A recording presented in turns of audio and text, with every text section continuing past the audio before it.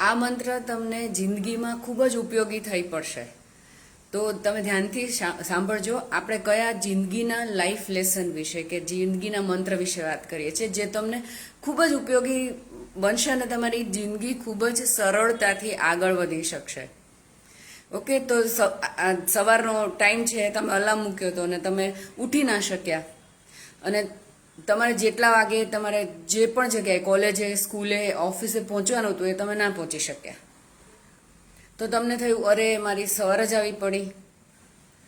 કોઈ ગૃહિણી રસોડામાં કામ કરતી હતી, કોઈ વસ્તુ એમના હાથમાંથી પડી ગઈ અને કશું ઢોળાઈ ગયું કે દૂધ ઉભરાઈ ગયું, કે બાળકને સ્કૂલે પહોંચવાનું હતું તો એ ટાઈમસર ના પહોંચાડી શકી, કે પછી ટિફિન તૈયાર કરવાનું હતું હસબન્ડ માટે, એ સમયે ના કરી શક્યા. પછી બધું કમ્પ્લીટ કરીને પોતાના ઓફિસે જવાનું હતું તો એક્ટિવાની અંદર પંક્ચર પડી ગયું. ઓફિસે ગયા તો ઓફિસમાં બોસે ખૂબ જ ખરાબ રીતે વર્તન કર્યું, ગમે તેમ બોલ્યા. કે પછી સ્કૂલ કે કોલેજનું કંઈ એક્ઝામ હતી, એનું રિઝલ્ટ આવ્યું તો એમાં તમારું પરફોર્મન્સ સારું ના રહ્યું. કે પછી તમારો બિઝનેસની અંદર જે તમે ડેડલાઇન આપેલી કે આ સમયે હું પ્રોડક્ટ ડિલિવર કરીશ, એ સમયે તમે ના કરી શક્યા. કે તમારે જે ટાઈમથી તમારે સર્વિસ પ્રોવાઈડ કરવાની હતી એ તમે ના કરી શક્યા. તમને બિઝનેસની અંદર થોડું નુકસાન થઈ ગયું, આજના દિવસમાં તમે જે વિચાર્યું હતું એ ના થઈ શક્યું. તો આ બધા જ ઇન્સિડન્ટ્સ, ઇવેન્ટ્સ અને સિચ્યુએશન્સની જે આપણે વાત કરી કે જેમાં તમને મજા ના પડી હોય અને દુઃખ થયું હોય, તો એવી સિચ્યુએશનની અંદર what is this life mantra which can help you out to live your life? The mantra is keep going.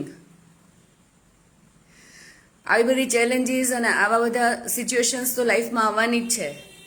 આ પ્રકારના નેગેટિવ માણસો તમને જિંદગીમાં સામે આવવાના જ છે. બટ ધ ઓનલી મંત્ર which can help you out in your life, જે તમને ઉપયોગી થઈ પડશે અને તમે તમારી જિંદગી સારી રીતે જીવી શકશો, that mantra is keep going. જો તમારો મૂડ સારો ના હોય તો પણ keep going. કામ તમે કન્ટિન્યુઅસ કરવાનું ચાલુ જ રાખો, અને હારી થાકીને બેસી જવાની તો વાત છે જ નહીં.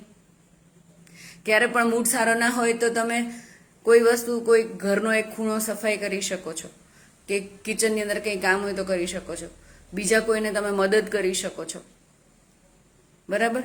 તો you just keep going, keep going.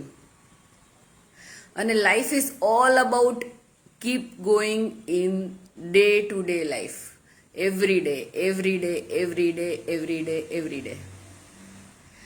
Okay, so ક્યારે પણ તમને એવું થાય ને કે મને આજે ઈચ્છા નથી થતી કશું કરવાની, મૂડ સારો નથી, બોર થઈ રહ્યા છે, કોઈ મને આવું કીધું એટલે મને આજે જરા પણ ઈચ્છા નથી કામ કરવાની, તો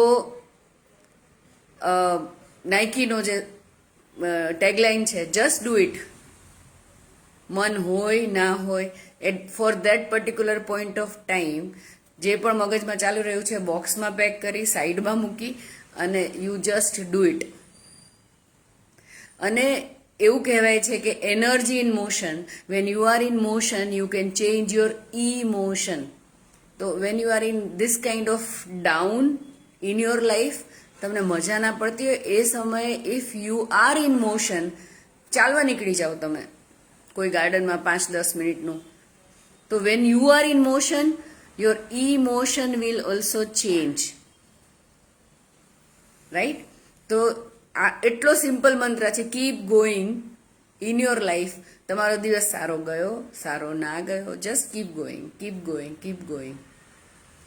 અને આવી જ રીતે તમે જિંદગીની મજા લઈ અને નાના મોટા આ પ્રકારના ઇવેન્ટ્સ છે, સિચ્યુએશન્સ છે, એમાંથી તમે સારી રીતે બહાર નીકળી શકો. કોઈ એવું કે ઓહ મને બેક પેઇન છે, કોઈ કે મને નેક પેઇન છે, કોઈ કે શોલ્ડર પેઇન છે, કોઈની તબિયત સારી નથી, કોઈકને અસાધ્ય રોગ છે, ડૉક્ટરે આજે જ એમને ડિક્લેર કર્યું છે કે તમારી જિંદગી બહુ આગળ નથી વધારે. તો આવા સમયમાં શું કરી શકાય? The only thing is keep going. Keep going. You can process your emotions and then you keep going. And the second thing is, when you are in motion, you can change your emotion. અને ઘણા વર્ષો પહેલા એક advertisement આવતી હતી કે આયોડેક્સ મળીએ કામ પર ચલીએ. તો if you are having this kind of discomfort in your life, તો આ એક જે ટેગલાઇન છે ને એ પણ સારી છે, યાદ રાખવા જેવી, કે આયોડેક્સ મળીએ કામ પર ચલીએ. તો કામ તો એ ચાલુ રહેવાનું જ છે જિંદગીનું, એ દેટ ઇઝ ધ સત્ય of life. Okay, so just keep going, keep going, keep going. તો લાઈફમાં જ્યારે આટલી બધી ચેલેન્જીસ છે, કટ થ્રોટ કોમ્પિટિશન છે, અને તમને આમ એવું થાય કે હું કેવી રીતે સર્વાઈવ કરી શકીશ, તો એવે સમયે એક જ વસ્તુ યાદ રાખવાની છે, દેટ ઇઝ કીપ ગોઈંગ. બહાર આટલો તાપ છે, બરાબર છે, તાપ ઇન ધ સેન્સ એટલે competition and this kind of things, where you need to perform, you need to achieve. તો જ્યારે આ પ્રકારનો તાપ હોય ને, ત્યારે you can listen to this kind of videos, જે તમને અંદરથી શાતા આપશે અને તમને અંદરથી શીતળતા આપશે. તમે જ્યારે અવાજ સાંભળશો ને, તો તમને ખૂબ જ શીતળતાનો અનુભવ થશે. બરાબર? તો હવે તમારી લાઈફમાં મેં જે તમને આગળ કહ્યા એવો નાની મોટી વસ્તુઓ, સ્કૂટરમાં પંક્ચર થઈ ગયું, કશું ઢોળાઈ ગયું, કશું તૂટી ગયું, કશું ફૂટી ગયું, નોકરીમાં બોસે કંઈ કીધું, બિઝનેસની અંદર લોસ થઈ ગયો, કંઈ પણ જે પણ ચેલેન્જીસ છે ને, એક વસ્તુ યાદ રાખજો, keep going, just keep going. તો આજના દિવસ માટે આટલો જ message. And thank you so much for your time and focus. તમે મને તમારી જિંદગીની આટલી અમૂલ્ય ક્ષણો મને આપી, એના માટે ખૂબ ખૂબ આભાર. And please leave healthy and happy life. C you soon. Bye bye.